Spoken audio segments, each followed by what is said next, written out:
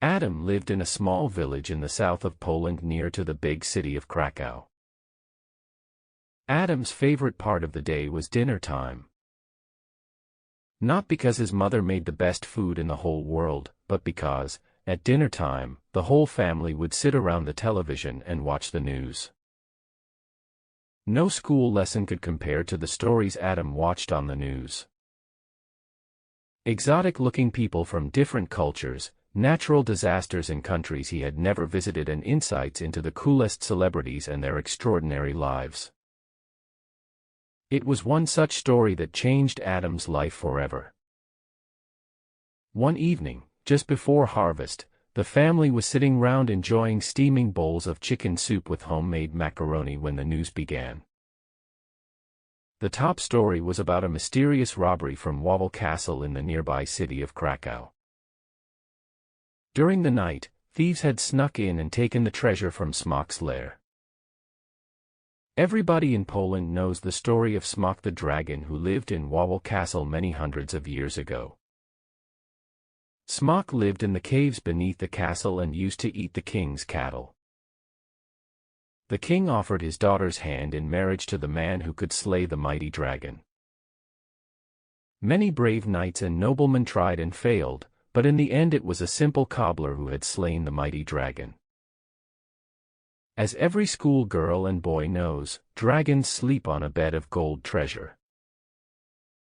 Smock's lair had such a bed of gold, and when the dragon was slain, the king did not move the gold because he wanted other dragons to think that Smock still lived in Wawel Castle. That way, the king had exclaimed, "I will never be bothered by dragons again." And so the gold coins stayed in the dragon's lair for hundreds of years, each new king believing that the gold brought good luck to his people.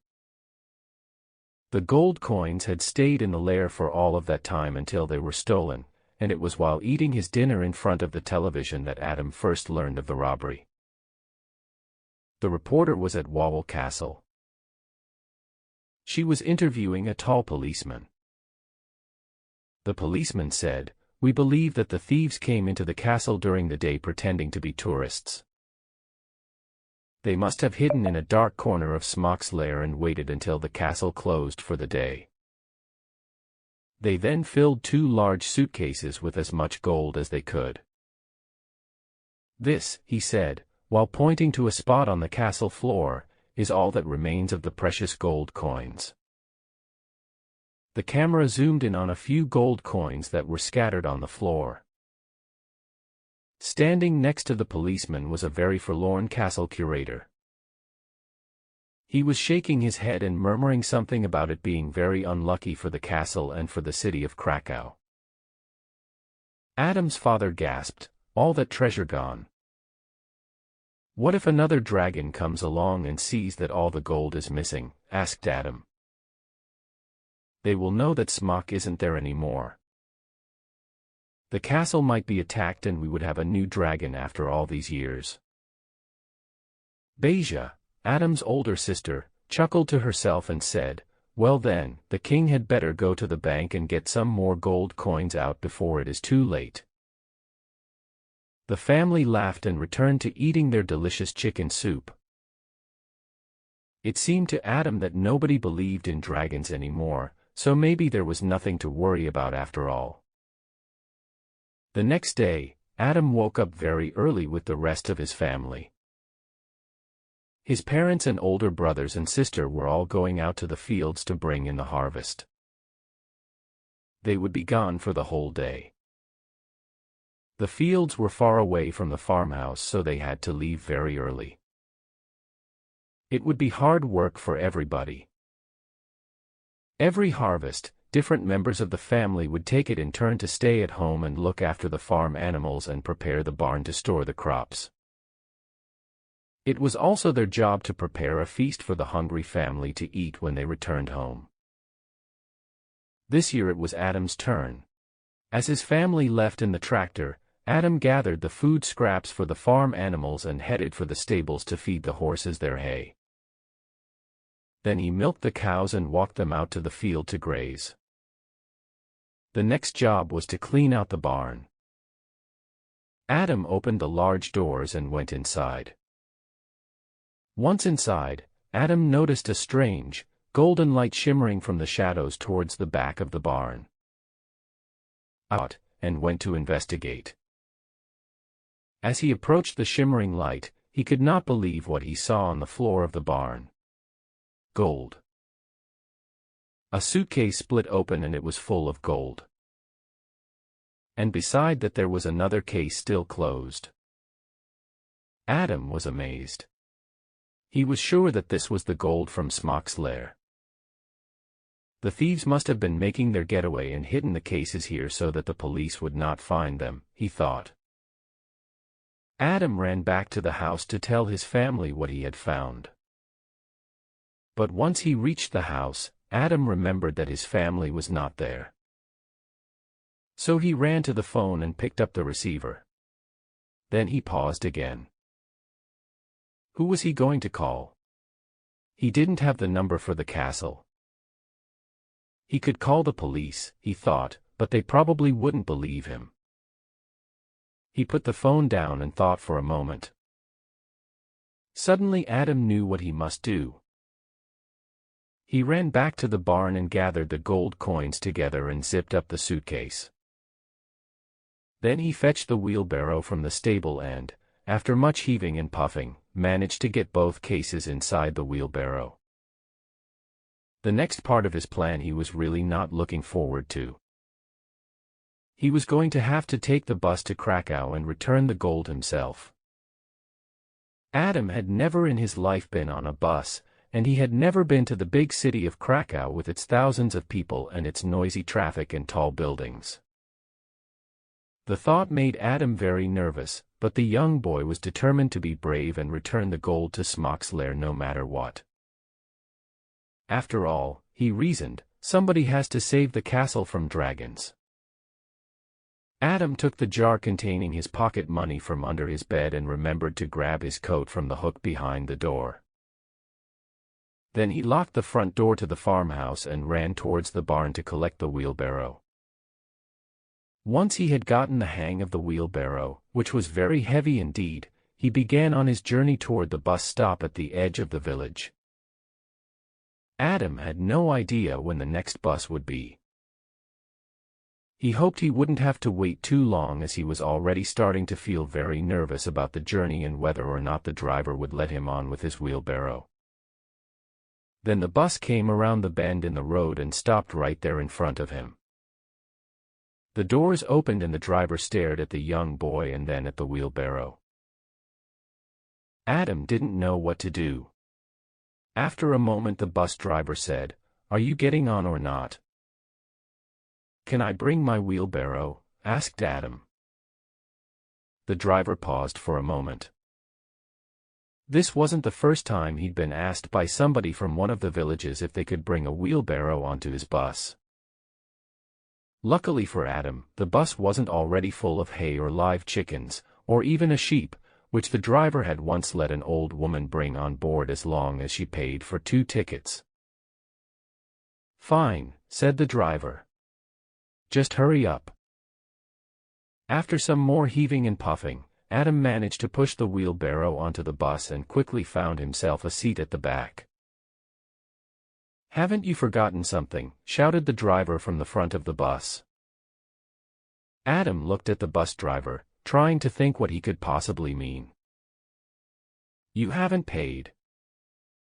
Of course. He had to buy a ticket.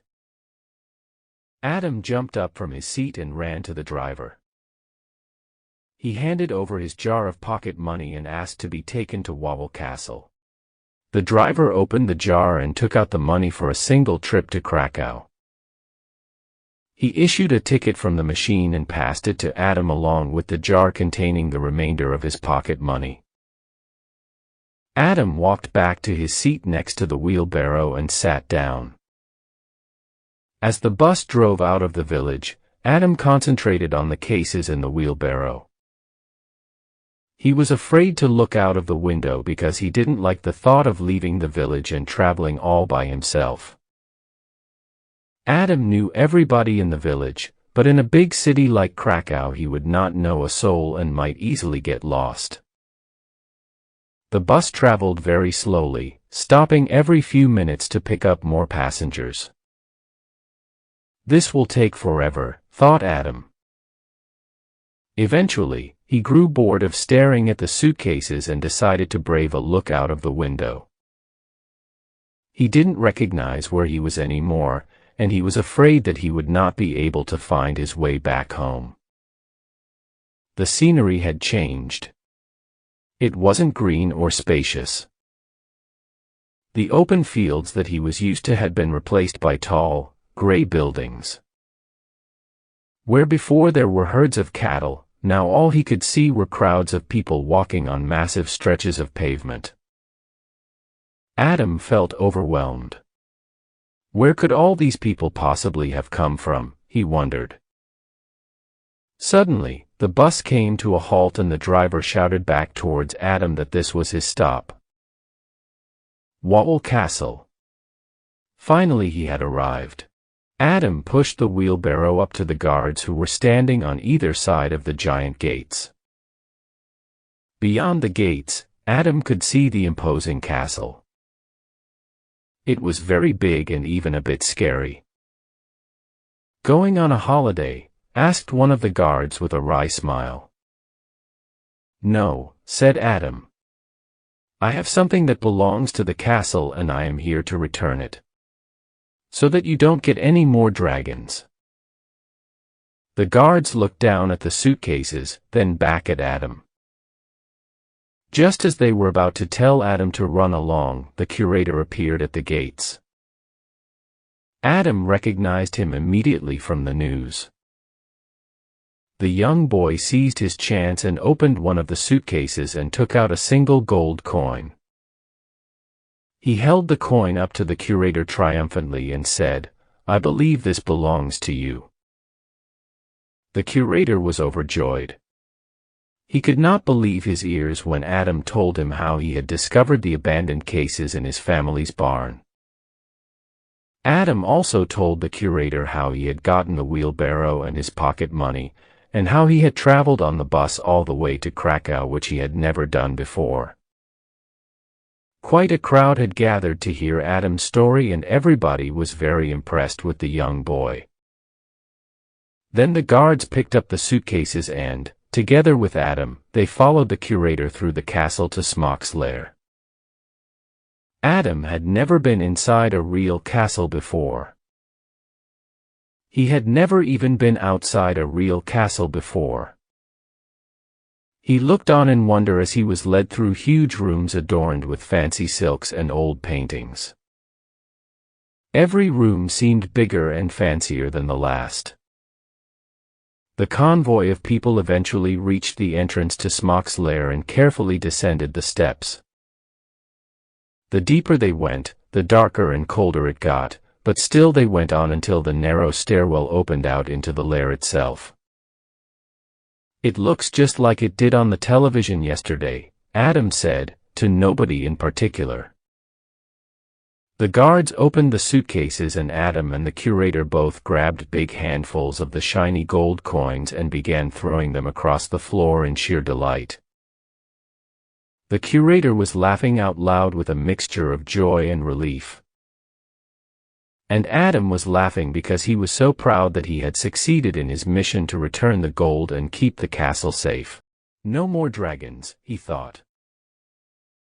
Once all of the coins were back where they belonged, Adam started to say goodbye because he had a long journey ahead of him. But the curator was not about to let the young boy depart in such a manner.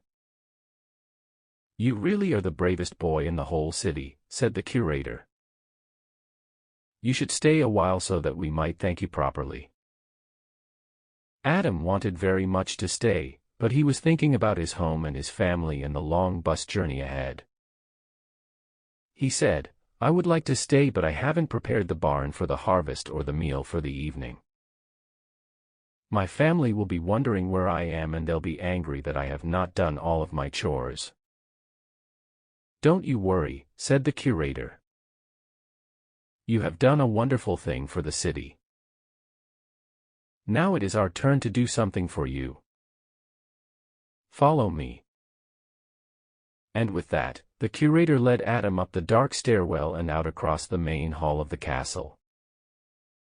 Along the way, the old man issued instructions to the guards, who then barked instructions into their radios. Suddenly the castle seemed to be alive with activity. By the time Adam and the curator reached the castle gates, there was a shiny black limousine and a very large truck awaiting their arrival. Castle guards, in their royal red and gold uniforms, were boarding the back of the truck carrying an array of large and small boxes. A very smartly dressed chauffeur opened the door to the limousine and tipped his hat as Adam got inside. The journey back to Adam's village was much quicker than his original bus journey into the city, and he didn't even have to spend any of his pocket money. In no time at all they had reached the village and were soon turning off of the main road towards Adam's home. As the limousine drove up the gravel path towards the house, Adam could see his family standing in the yard. They all looked very worried and very confused at the sight of the limousine and the truck and the guards in their red and gold uniforms. When the convoy stopped and Adam got out of the limousine, the whole family rushed towards him. All of them were speaking at once, so that Adam found it difficult to understand them and more impossible still to answer their questions. Just as Adam was busy apologizing for not completing his chores, the curator stepped in and explained how Adam had returned the missing gold to the castle. "A very brave boy you have here," said the curator as he introduced himself to the family. "All of us at the castle are so very grateful." Adam's mother and father were beaming with pride by the time the curator had finished recounting their son's brave deeds. Then the curator said, "I understand that there are a few things that still need doing around the farm. Please don't worry about a thing." And with that he turned to the guards and nodded. The guards instantly divided themselves into 3 groups. The first ran to the barn and began clearing space for the harvested crops, while another group began unloading the crops from the trailer. The third group ran to the house and brought the family dining table out into the farmyard and laid the table with a fine cloth, plates, glasses, and fancy silver cutlery from the castle. Huge platters of delicious-smelling foods were carried from the back of the truck and placed on the table. Adam's family seated themselves at the table and the curator proposed a toast in Adam's honor. They were surrounded by a guard of honor and Adam thought to himself, "This is what it must be like to be royalty."